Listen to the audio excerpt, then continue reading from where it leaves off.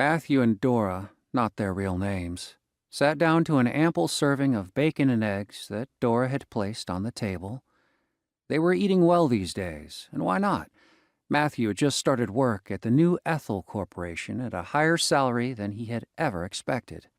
Ethel Corporation was a newly formed partnership between General Motors, GM, and Standard Oil to produce an anti-knock car additive. That morning, as he entered the sprawling building that housed the company, his shop steward approached him. "You're going to work in the mixing room today," he said. As Matthew walked down to the tetraethyl lead additive floor, one of his co-workers gave him a sad smile and said, "Good luck with the loony gas." Another shook his head and asked if Matthew knew any good undertakers. Matthew's new job was to help mix the unique additive that Ethel Corporation had developed for gasoline engines. For the first few hours, Matthew felt fine. He didn't care that neither GM nor Standard had any real expertise in the field. This was 1924, and the internal combustion engine now dominated American roads, having driven steam and electric engines out of the marketplace. The problem with the new engines was getting the combustion of the gasoline inside the engine right. Cars would often backfire, and the constant knocking and pinging of the engine did not make for a nice, relaxing ride. Ethel Corporation had recently solved this problem. Their new additive made the engine purr. They couldn't make it fast enough to keep up with demand. Just before lunch, Matt noticed insects on the factory walls.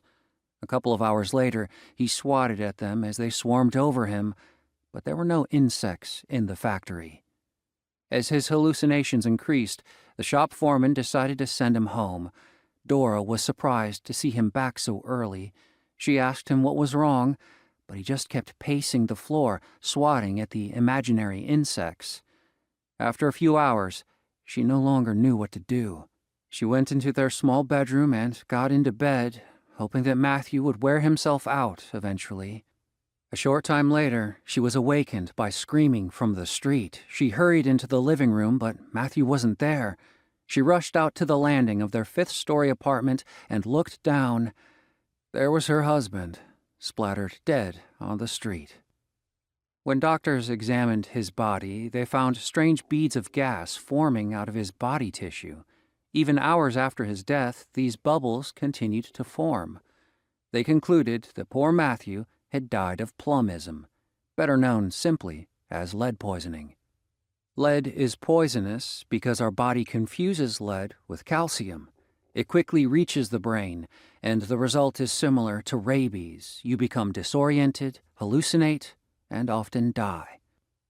At Matthew's funeral, Dora found out that 5 other people he worked with had also recently died, and that dozens of others were now incapacitated.